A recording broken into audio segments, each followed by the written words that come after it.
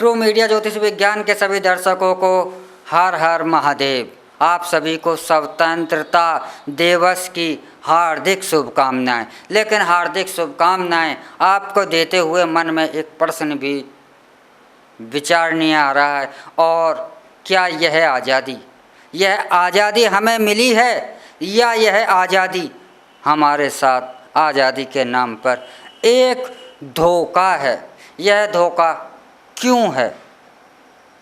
विचारणीय बात है, क्योंकि हमारे को जब यह आज़ादी मिली तो हमारे साथ कुछ नियम भी मिले कि जो भी हमारे नियम कानून अंग्रेज़ों ने बनाए थे, जैसे कि मैकाले ने शिक्षा एक्ट बनाया और हमारे पर थोपा गया। इस शिक्षा एक्ट का मतलब था कि इन भारतीयों की संस्कृति को नष्ट करना है, इन भारतीयों की बुद्धि को नष्ट करना है, इनको ज्ञान प्राप्त हो या ना प्राप्त हो, लेकिन यह इनकी बुद्धि ऐसी हो जाए कि यह हमारी अंग्रेजियत को, हमारी ईसाइयत को ही सर्वश्रेष्ठ माने और हमारे जैसा ये बनने की प्रयास करें। यानी कि इन्हें शारीरिक तौर पर टॉर्चर हों या ना हों, लेकिन मानसिक तौर पर ये हमारे ऐसे गुलाम बने कि यह कभी सोचे भी ना कि हम गुलाम हैं, और अपनी आज़ादी की तरफ ये कभी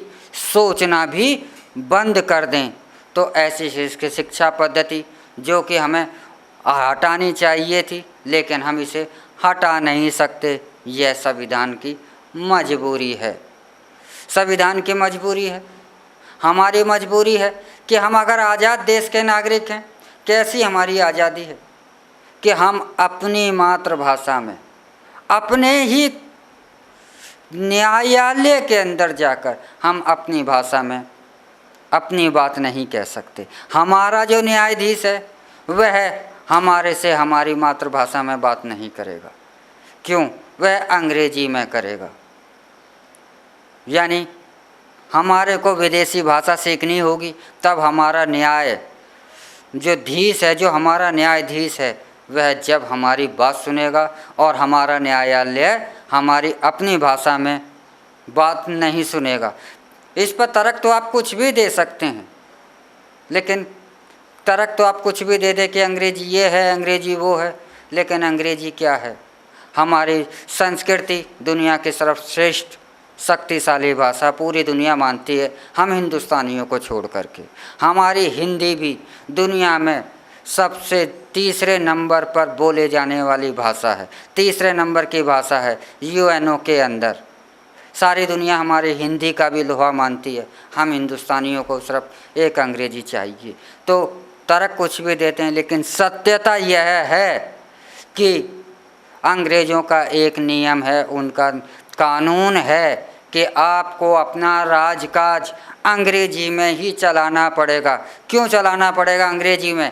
क्योंकि इंग्लैंड के लोगों को, अंग्रेज़ों को हिंदी नहीं आती, उन्हें अंग्रेजी आती है, इसलिए उन्हें भारत को जो चलाना है तो वह अंग्रेजी से ही भारत चलेगा, क्योंकि यही मजबूरी है। और इसका एक सबसे बड़ा उदाहरण है कि हमारे राष्ट्रपति महोदय को आज भी 2 अंग्रेज़ों को संसद के अंदर बिठाना होता है। उन्हें धर्म के आधार पर कि ये ईसाई के 2 लोग आपके संसद में होंगे, उन्हें मनोनीत राष्ट्रपति स्वयं करता है राज्यसभा के लिए। उनका काम क्या है? वह संसद पर निगाह रखते हैं कि कैसा कार्य चल रहा है।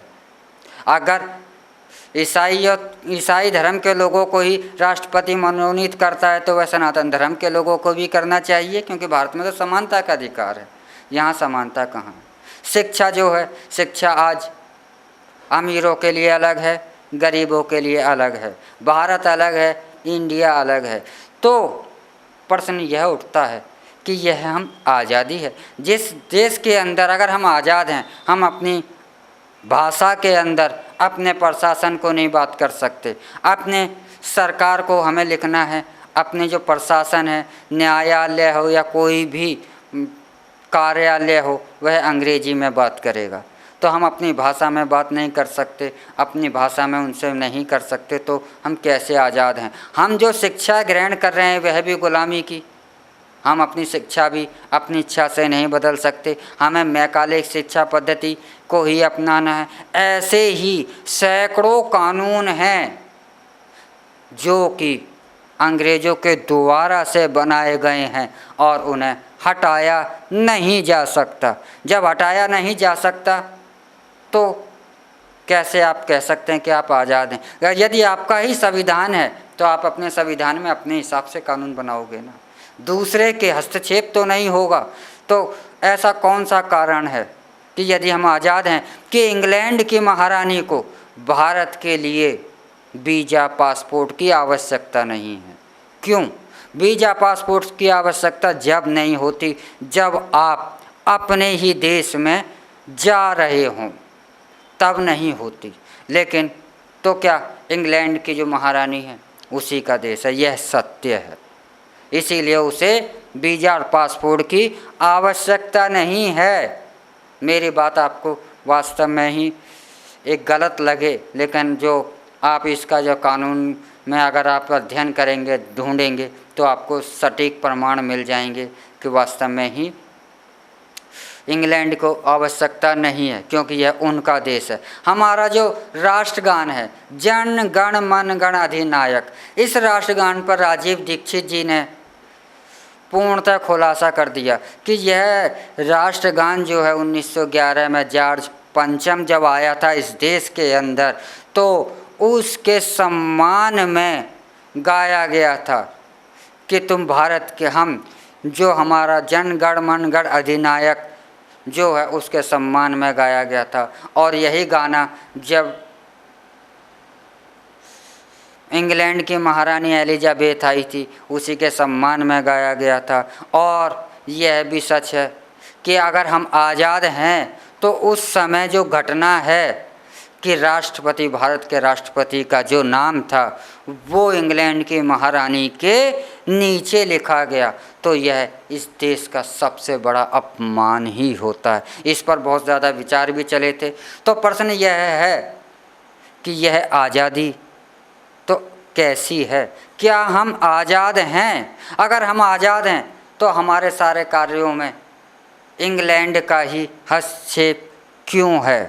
तो हम सही मायने में हम आज़ाद नहीं हैं। एक बार मंथन करने की आवश्यकता है कि यह हमारी कैसी आज़ादी है।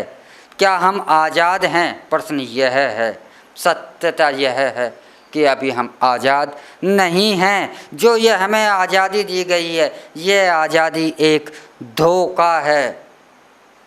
यह आज़ादी आज़ादी नहीं है, यह आज़ादी हमारे साथ एक धोखा है। तो अभी हम पूर्ण स्वराज्य नहीं है। पूर्ण स्वराज्य की जो मांग थी कि हमें भारत जो है पूर्ण स्वराज्य है, तो यह पूर्ण स्वराज्य नहीं है, क्योंकि संविधान में भी भारत को नेशन नहीं कहा गया, स्टेट कहा गया। स्टेट तो सब जानते हैं कि स्टेट एक किसी राज्य का एक हिस्सा होता है, प्रदेश होता है। तो अगर भारत एक स्टेट है तो देश कौन सा है? तो फिर हम आज़ाद हैं या गुलाम? तो हम यदि आज़ाद हैं तो फिर हम गुलामों वाली नीति पर क्यों चल रहे हैं? दूसरे शासन हम पर क्यों कर रहे हैं? और हम आज़ाद हैं, इसे हम आज़ादी कहते हैं, तो यह आज़ादी नहीं, एक धोखा है और हमें अपनी आज़ादी पहचाननी होगी। इसी के साथ हम आपसे विदा लेते हैं और अगले एपिसोड में फिर मिलेंगे एक नए विषय के साथ। आप हमारा ट्रू मीडिया ज्योतिष विज्ञान को लाइक शेयर कमेंट करना ना भूलें। हर हर महादेव। अगर आप ये वीडियो YouTube पर देख रहे हैं तो हमारे चैनल को सब्सक्राइब करें और बेल आइकन को दबाना ना भूलें। अगर आप Facebook पर ये वीडियो देख रहे हैं तो हमारे पेज को लाइक करें।